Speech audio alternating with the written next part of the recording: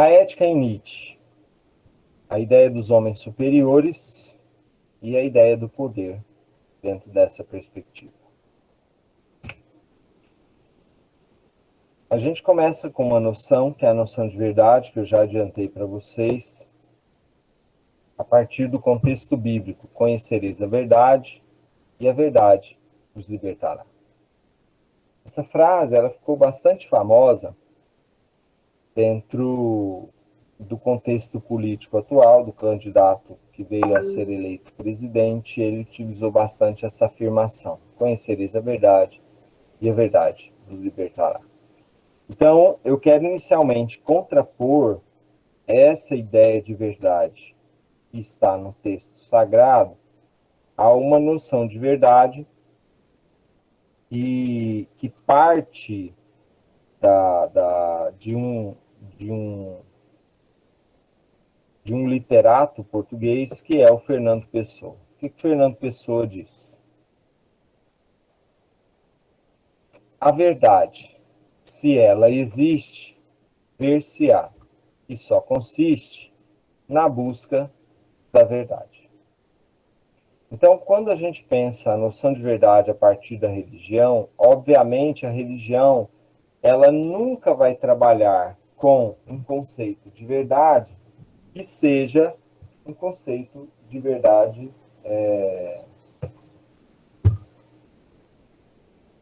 aberto, relativo, que pode ser verdade para um e pode não ser verdade para outro, e assim por diante. Né?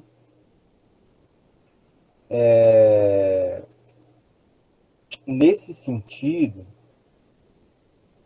a gente consegue perceber, então, que as instituições, a igreja, o Estado, um governo, um prefeito, ou qualquer outra instituição, para ela se fortalecer, se solidificar, necessariamente ela precisa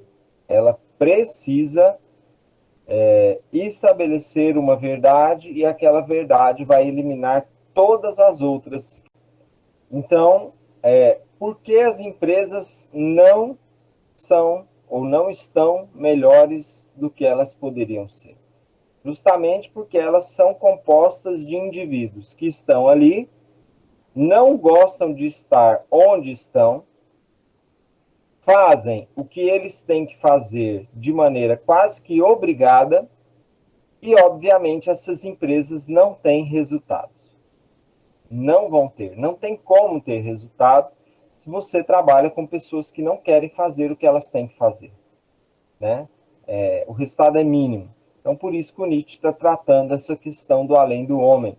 Né? Porque é necessário dar esse passo. E ele não é um passo físico, ele é um passo intelectual. É necessário na visão do Nietzsche. Então, ele vai dizer que não há fenômenos morais, mas apenas uma interpretação moral de fenômenos. Ou seja, quando a gente pensa na noção de moral, a gente pensa na noção de certo e errado. Então, moral é o quê? É a noção de certo e errado. Né? Qual é o problema? O problema é que a maioria das pessoas acha, e é apenas um achismo, o que é certo, o que é errado. Para piorar a situação, a maioria das pessoas acha que sabe o que é bom e o que é mal. Então, Nietzsche está dizendo: não sabe, não tem noção. Vai passar uma vida inteira pastando porque não sabe diferenciar bom de mal. Então, é isso que ele está trazendo para nós. Né? E aí o texto diz: de onde nasce, então, o conceito de bom? E aí foi aquilo que a gente mencionou. Ele nasce dos nobres, dos poderosos, dos superiores, que são aquelas pessoas que vão olhar para os pobres e dizer: vocês são maus. Como é que nós sabemos que vocês são maus? Justamente porque vocês são pobres, vai dizer o Nietzsche. Né? Justamente porque se vocês fossem bons, vocês eram ricos como nós. Vocês não precisariam reclamar do preço do gás, do preço do arroz, do preço do óleo, do preço de nada.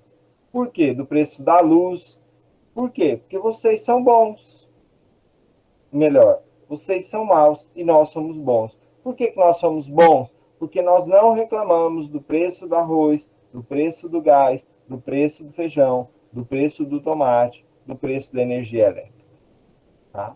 Então, assim, para deixar um pouco mais claro para vocês, é isso que o Nietzsche está dizendo. E essa ideia de bom, ela é um pathos, ou seja, ela é uma doença. Doença. Em verdade, o pathos é uma doença. Então, dessa doença, da distância, é que eles tomaram para si o direito de criar valores, cunhar nomes para os valores que lhes importava a utilidade. Eles quem? Os nobres, poderosos e assim por diante, os superiores e etc. O direito senhorial de dar nomes vai tão longe que nos permitiríamos conceber a própria origem da linguagem como expressão de poder dos senhores, ou seja, até a linguagem dos ricos, dos nobres, dos poderosos é diferente da linguagem dos pobres, dos miseráveis, dos marginalizados e assim por diante. Por quê? Porque a nobreza frequenta as escolas, as melhores escolas, sabe falar, sabe usar o talher de um jeito, o talher de outro, quando é sopa, quando é carne, quando é arroz, sabe usar os pratos, sabe usar os copos, sabe usar as taças, né? E assim por diante. Então, a diferença entre ricos e pobres, na visão do Nietzsche, é o que marcou a genealogia da moral, é o que marcou o nascimento da moral.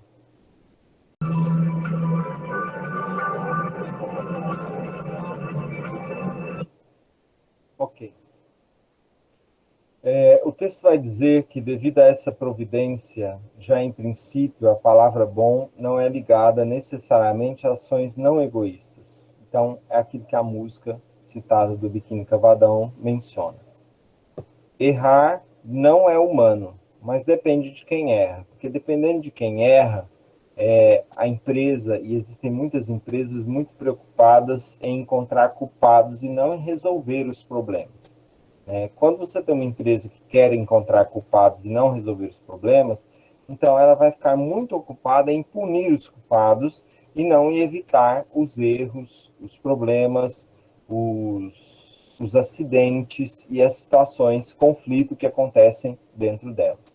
É o que o Nietzsche chama de instinto de rebanho, ou seja, as pessoas elas não estão muito preocupadas em descobrir o que elas têm que fazer.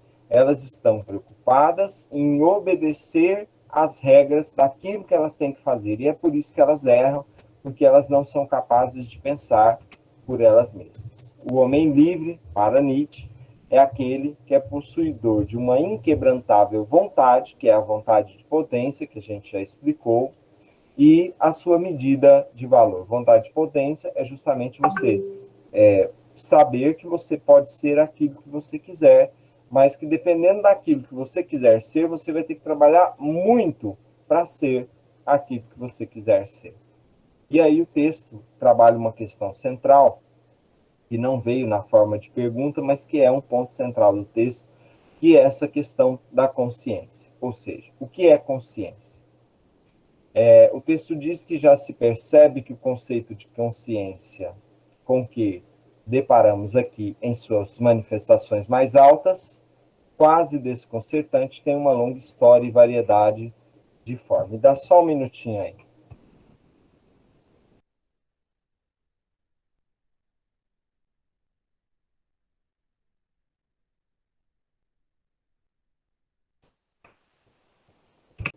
Então é isso. Né? O Nietzsche ele tem uma afirmação forte quando o Nietzsche diz assim: Deus está morto e cada um de nós somos os seus assassinos. Muita gente entende errado essa afirmação, acha que o Nietzsche está matando Deus e assim por diante. Não é nada disso. O que o Nietzsche está dizendo é: a partir do momento que a religião deixou de coordenar a nossa vida e o nosso comportamento, e que nós assumimos a postura de um livre-arbítrio, ou seja, de agirmos da maneira como nós queremos, nesse momento nós somos integralmente responsáveis por aquilo que nós fazemos.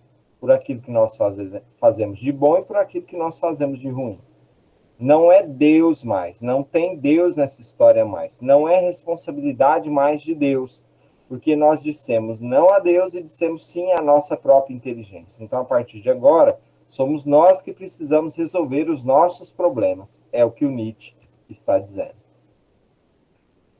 Quando ele vai falar dessa questão de gerar uma lembrança para que a pessoa ela não volte a errar, ele fala sobre a ideia de gravar com fogo, ou seja, de usar a dor como forma de lembrança para que as pessoas saibam agir da maneira que a maioria considera como maneira boa, né? Então é por isso que a gente bate nos filhos quando eles são pequenos. Por quê? Para que crie na mente deles a memória da dor, vai dizer o Nietzsche. Se eu criar a memória da dor na criança, essa criança provavelmente não vai cometer o mesmo erro. Por que que ela não vai cometer o mesmo erro? Justamente porque ela não vai querer apanhar novamente, né? O Nietzsche vai dizer que no cristianismo nem a moral nem a religião tem qualquer ponto de contato com a realidade. São metafísicas, ou seja, oferecidas causas puramente imaginárias, Deus, alma, espírito, céu, inferno, purgatório e assim por diante, né? Para o Nietzsche, então, o homem livre, ele não é ético, porque tudo quer depender de si e não de uma tradição. Então, ele não pode ser ético se ele não estiver vinculado a uma tradição que diz o que é ética e o que não é ética. Há um código de ética da empresa que diz o que é ética e o que não é ética dentro da empresa, né? Então,